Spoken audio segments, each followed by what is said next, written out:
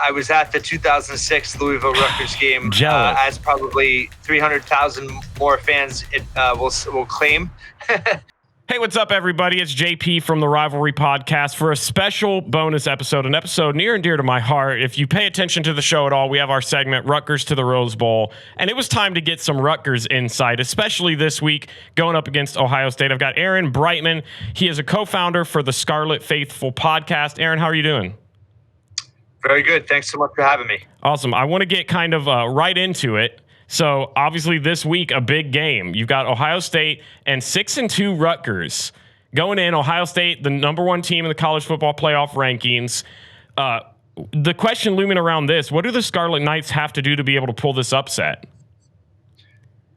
Well, you know, it definitely helps that they finally got their bye week. They had played 8 games in a row, 8 weeks in a row. So got a chance to catch their breath, a little bit more prep time for Ohio State. But, you know, Rutgers' kind of script for winning right now has been pretty much the same week to week. And that's, you know, not making mistakes, taking advantage of opportunities, mistakes that their opponents make.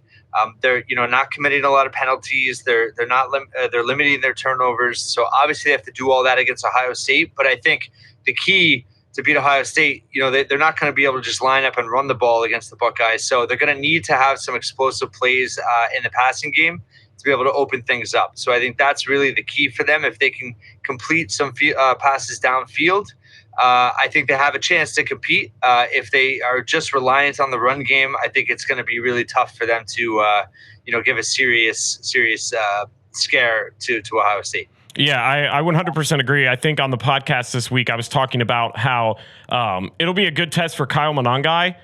He's got, I think, 700-something yards. He's having a really, really good year for the Scarlet Knights. I'm interested to see how effective he's going to be able to be against the Buckeye defense. But I also believe in the Rutgers defense a little bit more than I have in the years past. And so I think it'll come down to some turnovers as well. If the Rutgers defense can get after them and do what Wisconsin did this past weekend, where they go in and they get Kyle McCord to throw a couple of interceptions and stuff like that, it could be interesting. I don't think that this is a Scarlet Knights team that should be taken lightly like I feel like they have been in years past. They've got some grit to them. People on the podcast know we actually talked about it before starting this. I'm a Rutgers guy myself. I love the Scarlet Knights. And I can answer this question for days. There are so many games I could pinpoint. But as a Rutgers guy, what has been a win in that program's history that you can look back on and you just have a core memory from? Yeah, I mean, it's not too original, but I was at the 2006 Louisville Rutgers game, as probably 300,000 more fans will claim. But there's only 50,000 fans there. But yeah, no, that was obviously, you know, the top win, the iconic win of the program over the years. And it was second row, upper deck, 50-yard line, and it was pretty amazing. The whole experience, but just I also grew up a Rutgers fan as a kid, so I was going to games in the 80s, and you know when they were playing Colgate and Lafayette, you know, so I was there for when they joined the Big East, and you know we're trying to become big time college football. So to see that happen in that season, it was really special for a lot of people, and yeah, it was a really amazing victory. Obviously, the high point of Schiano 1.0, and we're all hoping we can get, you know, a kind of a sequel in his second tenure. Yeah, and that kind of goes in. I mean, for me, that would be one of the answers for me is that Louisville game. I also think very fondly, mostly because of this podcast, it is an Ohio State-Michigan podcast. I think about that Michigan game with Gary Nova leading the charge, the Kamoko Turi blocked field goal. Like, there were just so many key moments from that game that I can look back on, and I'm like, because I hate Michigan so much, it was seeing a huge win for Rutgers, but also seeing the team that I despise the most just getting absolutely crushed was just phenomenal. But you started to mention the Schiano 1.0. We're in 2.0 now. We're a couple years in. What are your thoughts? What is kind of the fan base feeling around Greg Schiano's second tenure here? Has he exceeded expectations? Has he kind of passed where you guys thought you would be at this moment? I think he's right where we had all hoped he would be now in year 4. You know, he exceeded expectations the first year right away. It was a COVID year, and it was kind of a strange year. But to win 3 big Big Ten games right out of the bat was huge. Second year, they were 5-5 in November. That was forward progress.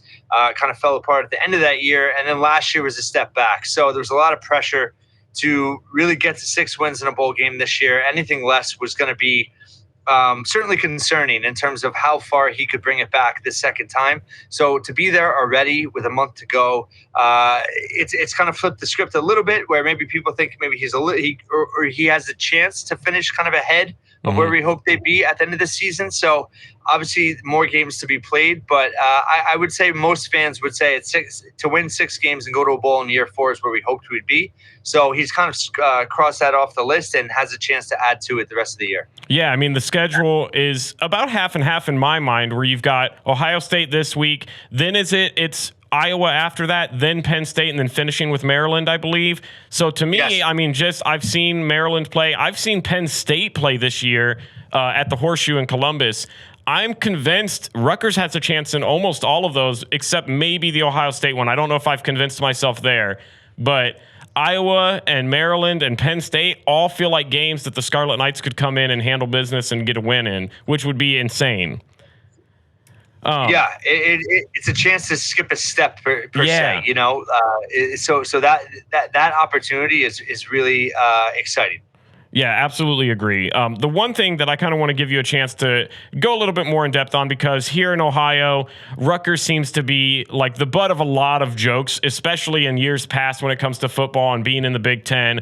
It gets very annoying as a Rutgers guy. What is one thing you would say to somebody? What's something about this team that you think people should know if they've not watched a single second of Rutgers football? I think that it's what Rutgers fans would part of what Schiano's tenure has appealed to the fan base is that the culture and identity that he forms. It's a tough team. You know, they're everyone is blocking. Wide receivers, running backs, on defense, everyone's swarming to the ball. A lot of guys that have been through some tough times. To see them go through the adversity they have, it's a mentally tough team. We have former, like Christian Dremel, the leading receiver, is a former walk-on. Holland Pierce, their best lineman, left tackle, he's a former walk-on. They have, just a lot of good stories. On this team. Timmy Ward had cancer and he's battled back. You have a captain that's a walk-on, leading special teams, Drew Lasari. So they have a lot of just like gritty, tough kids that have persevered and have helped form this culture that this team just hasn't quit. And, it's definitely, it's great to see it manifest this year on the field where they are not an easy out. Physically against Michigan and Wisconsin, for the first time, they held up. They looked like a Big Ten team out there. Obviously, they made some mistakes. They didn't execute as much as they needed to. But physically, for the first time, you looked on the field and you said, Rutgers looks like they can match up with any Big Ten team. And that was certainly a huge step forward. Yeah, 100%. And especially in the Wisconsin game, that was one that outside of the costly pick six, I mean, that's one that they realistically could have won. And so that's definitely a step moving forward. I want to talk a little bit more about this year's squad because there are a lot of younger guys, a lot of guys stepping up and making some plays. Who are some guys on this year's team that looking forward to next year you expect to have a bigger role that maybe people should kind of keep an eye on? Yeah, well, wide receiver, true freshman, Ian Strong, he's had some flashes. He had that Sports Center number one play against Northwestern on Labor Day weekend. He's been a little inconsistent, but he's got a ton of potential. They're really high on him. He's going to be, a featured receiver, I think, really starting next year. So he's a guy for sure. They have another true freshman, Jashawn Benjamin, who's had some moments in the backfield as a running back. He's really a change of pace guy. So he's looked really good. And then defensively, I mean, they have a lot of veteran guys and some guys that can return next year. So that's certainly intriguing as well. But, there's a guy that I've been really high on that if Rutgers fans probably tired of me talking about, but Kenny Fletcher's the guy on the edge that's just in his second year. He hasn't gotten a ton of run yet because of the linebacker situation, but now with Tyreen Powell out for the year, Mo Touré is going to slide into that spot in the middle. So I think he's going to get more play now in November, and he's a guy I'm really high on in the future. So Schiano talks about building the pipeline. The recruiting class right now is the strongest they've had since he's been back coming in. So it's a developmental program, and there's a lot of young kids that haven't even really stepped on the field yet to even know where they're going to be. But I think certainly things are starting to click in terms of how his program is developing talent, and I think the coaching staff is as strong as it's ever been. Yeah, and I think even looking forward, I know they're not underclassmen by any means, but you've got Gavin coming back with a full year under his belt as a starter coming back next year. Kyle Monangai is only a junior, so he's going to hopefully be back. So you're going to have two guys core to your offense. I want to talk a little bit about Gavin, though, because he's a guy that came in. I believe he was the highest, maybe recruit, but maybe it was, I don't know if it was recruit, but the quarterback position. He was the highest quarterback recruit in Rutgers football history. And I know that there was a ton of hype around him. What's the fan base thought? What are your thoughts dissecting him in his first, legitimate full year? Because he split time a little bit last year with Evan Simon and Vidral.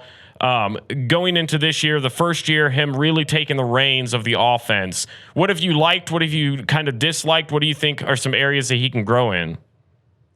Yeah, he's taken a huge step forward. Last year, not only did he split time, he was out for 3 games with an ankle injury. So when he came back, he was not fully healthy. So he didn't. They really kind of protected him. He didn't run a lot, which is obviously a strength of his and really changes things in terms of how defenses defend him. He also came back from injury when his offensive coordinator who recruited him to Rutgers fired, Sean Gleason. So he's gone through a lot. His first year at Rutgers, he left his high school a week into it to come to Rutgers. So even though it's his 3rd year with the program, it normally would be his 2nd year of college. He's now on his 3rd offensive coordinator, if you count the interim that he played under last year. So Kirk Ciarrocca has been a stabilizing force for him. His maturity, his poise, his ability to battle adversity. Last year you could see on his face when a mistake happened or he felt the pressure. This year he's much more calm, cool, and collected. He looks like he has command of the huddle. He's just a lot more confidence, and it's shown. He's made some tremendous throws. Accuracy is still a major issue. But I also think that, at times it's a hard balance, right? Where they're so run heavy at times. I feel like it doesn't help him get into a rhythm. And then when they're trailing by 2 scores, all of a sudden it's all passing downs. Yeah. So he's still developing. But he certainly, if you're a Rutgers fan, we haven't had a quarterback that's been able to throw like that in a long time. Yeah. And he's got some growing pains still going on for sure, but his decision-making has been better. He's limited interceptions. He's gotten better in terms of reading runs. I think that's something he can improve on as well. But I think, it's fair to hope and think and expect that year 2 under Ciarrocca next year as a starter, he's gonna grow even more. Yeah, and I think that's going to be interesting going into this week on how Ohio State's going to defend that, because I don't think that they've played a quarterback that's as mobile as him. I don't know if his arm necessarily is where it needs to be, but on the ground, I think him and Monangai can be a real threat. I know it's a little bit too early, but I do want to pick your brain on this. I know there's some projections out there already, but they're obviously already bowl eligible, most likely going to be going somewhere to play football in the postseason. What's your ideal bowl game for this Rutgers team, and what's an opponent you would love to see? This doesn't have to be crazy realistic, but who would you love to see them go up against? Because I've seen a couple of things written out here and there. It seems to be like the Boston College, the NC States. I saw one where we played USC at one point, and then one where we played Tennessee, and I'm like, I don't know how you get that, but your thoughts? Yeah. Where would you love to see this team play, and against who? Well, realistically, the best bowl I think they can go to is the Music City Bowl in Nashville on December 30th. Iowa went there last year at 7-5. I don't think Rutgers would get invited at 7-5, but maybe 8-4. They'd have a chance, especially depending on how many teams go to the playoff out of the Big Ten. And they would play an SEC school. So I think that Tennessee projection you saw was for that, which, if fans are aware, Ohio State fans might actually know this because Schiano went to Ohio State after the Tennessee job fell through, with that fan base kind of ambushed him. So that would be certainly a storyline to watch for if Rutgers and Tennessee played each other. I don't particularly like that matchup for Rutgers. I don't think it's a very good one for them. Yeah. The Penn Stripe Bowl is the most realistic. It's in New York. They know they'll draw. If they don't win another game, I think they're definitely going there. And yeah, it's against the ACC. One intriguing one that I saw was it could be Clemson now that they're 4-4. If Clemson's 6-6, 7-5, so that would be interesting because obviously they do have a ton of talent. But yeah, for me, the Music City Bowl would be awesome. It's in Nashville. It's right before New Year's. It's a pretty high-profile game in terms of just playing the SEC. I'd like to see them. I think teams they could beat in the SEC, maybe Kentucky, which would be another storyline because that's who Wimsatt chose over. And he's from Kentucky, obviously. So, there could be some interesting storylines there for sure. I think that's definitely realistically the best game they can go to, and would be a lot of fun no matter who they play. And the chance to play an SEC team would be a chance to make a statement if they could win that game. 100% I would be all for it. I'm going to be there either way. I've decided that whatever bowl game they go to, I think the last Rutgers game I've been able to attend outside of like a Big Ten matchup was I went to the bowl game. It was the Quick Lane Bowl in Detroit when they played North Carolina when I think it was Mitch Trubisky was the backup. And so it was Gary Nova, Leonte Carew, all those guys were still in there, and it was phenomenal. They won like 40-21. It was great. I had a great time. I'm planning on wherever they end up, I'm going to be there. So the last question for you, Aaron, this is something we always kind of close out our show with. Who right now, and I know they've given the playoff rankings already, who are the 4 best teams in college football in your mind?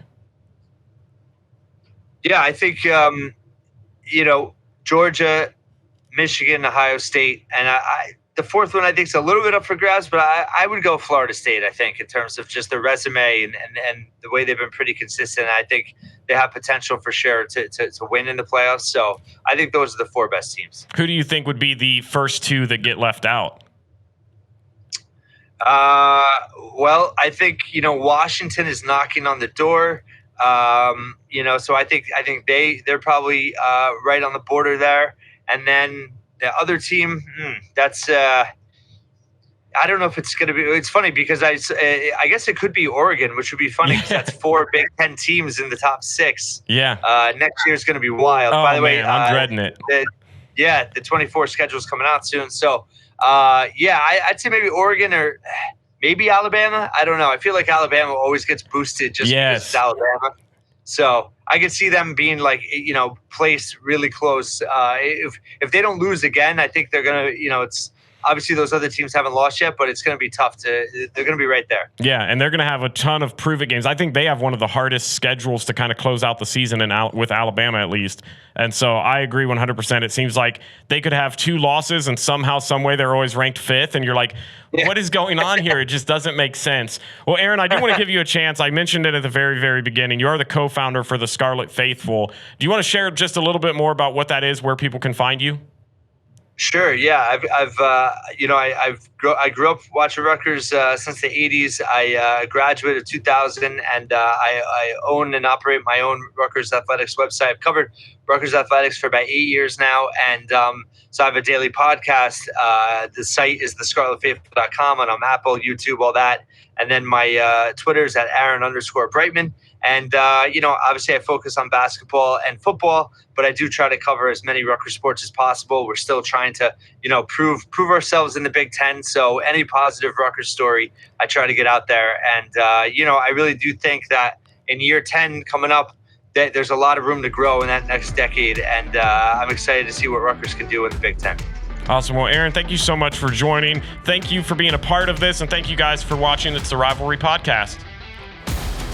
The Rivalry is a production of River Radio Ministries. Want live updates from the show? Follow us on Twitter, Instagram, and YouTube at RivalPod. Visit our Patreon and consider becoming a patron for exclusive bonus content, merch, and more. And be sure to follow us wherever you're listening now for new episodes every Tuesday. And if you like what you're hearing, tell a friend so they can listen too.